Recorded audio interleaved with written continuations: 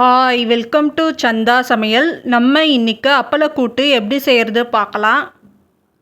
150 gram கடலைப்பருப்பு எடுத்திருக்கேன். அரை மணி நேரத்துக்கு ஊற வச்சு எடுத்திருக்கேன். கடலைப்பருப்பு நல்லா வாஷ் பண்ணி எடுத்திருக்கேன்.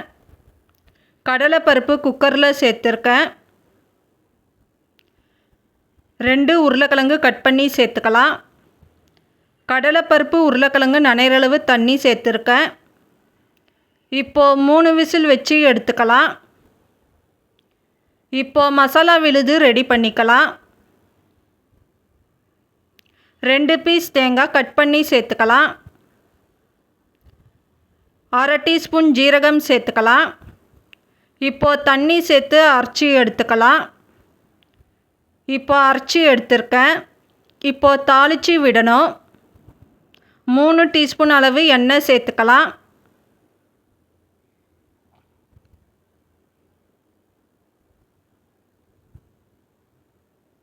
1 டீஸ்பூன் கடுகு சேர்த்துக்கலாம்.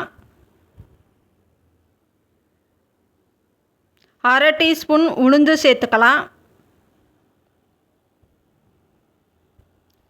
காஞ்ச மிளகா 1 2 பாதியாக கட் பண்ணி சேர்த்துக்கலாம்.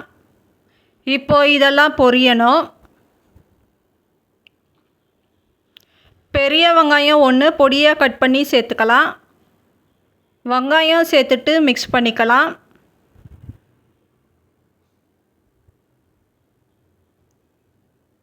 ஒரு கொத்து கருவேப்பிலை சேர்த்துக்கலாம். 2 பச்சை மிளகா 2 பாதியாக கட் பண்ணி சேர்த்துக்கலாம். வெங்காயம் கண்ணாடி பதம் ஆகணும்.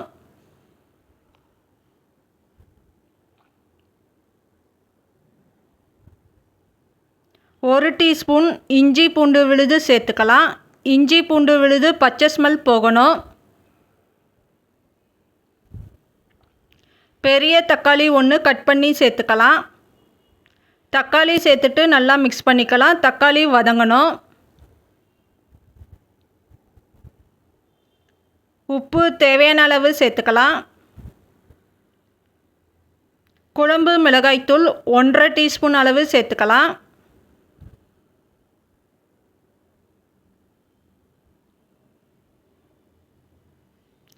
மஞ்சத்தூள் 1/4 டீஸ்பூன் அளவு சேர்த்துக்கலாம். பெருங்காயத்தூள் கொஞ்சம் சேர்த்துக்கலாம். இப்போ நல்லா மிக்ஸ் பண்ணிக்கலாம்.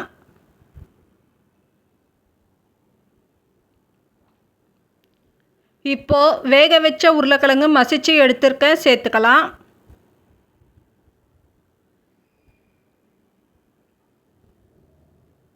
வேக வச்ச கடலைப்பருப்பு வேக வச்ச தண்ணியோடு சேர்த்துக்கலாம். இப்போ நல்லா மிக்ஸ் பண்ணிக்கலாம்.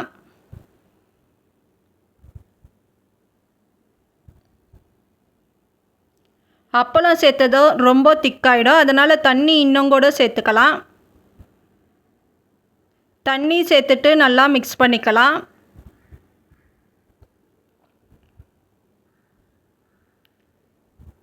அரைச்ச தேங்காய் விழுது சேர்த்துக்கலாம்.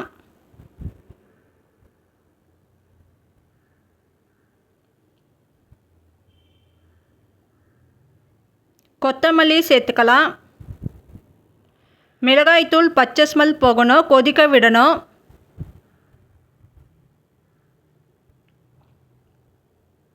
இப்போ அப்பளம் இந்த மாதிரி உடச்சி எடுத்துருக்க சேர்த்துக்கலாம். 5 அப்பளத்துக்கு சேர்த்துக்கலாம்.